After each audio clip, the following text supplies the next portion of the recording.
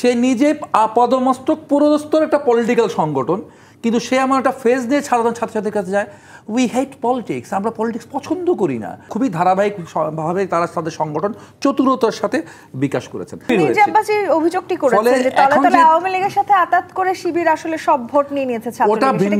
ওটা ভিন্ন বিষয়, কিন্তু তাদের যে এই পুরো বিশ্ববিদ্যালয়গুলোতে যে কাঠামো নিয়ে এখন তার আবির্ভূত হয়েছে, এই কাঠামোটাতে কিন্তু তারা 5ই আগস্ট 2024-এর পরে বের হয়নি।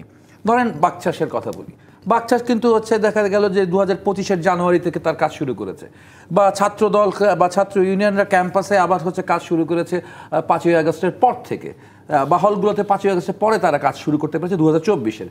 কিন্তু ওরা তো সেই 2008-এর থেকেই আছে আন্ডার কভার অফ ছাত্রলীগ। ফলে তাদের নতুন করে খুবই ধারাবাহিকভাবে তারা তাদের সংগঠন চতুরতার সাথে বিকাশ করেছেন। তারপরে প্রশ্ন হচ্ছে আসলে অন্য কোনো রাজনৈতিক দল এত দীর্ঘ সময় ধরতে পারেনি। ধরতে পারা যায় না চতুরতার, এখানে চতুরতার ব্যাপার আছে, এখানে দ্বিচারিতার ব্যাপার আছে। এখানে আপনি একবার গিয়ে বঙ্গবন্ধু সম্পর্কে একটা বিশাল কবিতা বলবেন, আবার যে গোপনে সেখানে গালাগালি করবেন, এই যে তাদের যে চরিত্র, যে চরিত্রকে বলা একটা মুনাফিকের চরিত্র, এটা আরেকটা ব্যাপার আছে। দীর্ঘ সময় পতিত স্বৈরাচার বা আওয়ামী লীগ শিক্ষা প্রতিষ্ঠানগুলোতে যেটা করেছিল, রীতিমতো মগজের কারফিউ কায়েম করছে। সাধারণ ছাত্রছাত্রীরা মুক্ত চিন্তার অধিকার পায় নাই, সাধারণ ছাত্রছাত্রীরা সুষ্ঠু রাজনীতি করবার সুযোগ পায়নি।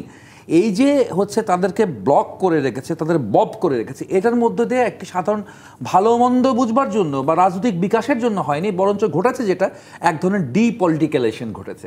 আর এই ডিপলিটিক্যালাইজেশনটা কিন্তু আবার শিবির ব্যবহার করেছেন। সে নিজে আপাদমস্তক পুরোদস্তর একটা পলিটিক্যাল সংগঠন, কিন্তু সে আমার একটা ফেস দিয়ে সাধারণ ছাত্রছাত্রীর কাছে যায়, উই হেট পলিটিক্স, আমরা পলিটিক্স পছন্দ করি না।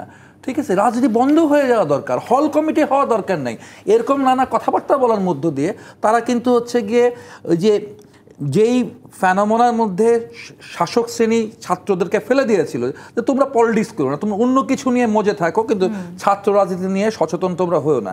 এই যে তাদেরকে বিরাজনীতিকরণের যে ষড়যন্ত্রটা শাসক শ্রেণী 15 বছর ধরে করে আসতেছিল, সেইটারই কিন্তু তারা রেজাল্টটা নিছে যে ডিপলিটিক্যালাইজেশন তৈরি হয়ে গেছে। আমিও একটা ডিপলিটিক্যাল রূপ নিই, নন পলিটিক্যাল রূপ নিই, অ্যান্টি পলিটিক্যাল রূপ নিয়ে আমি তাদের সাথে মিশে যাই।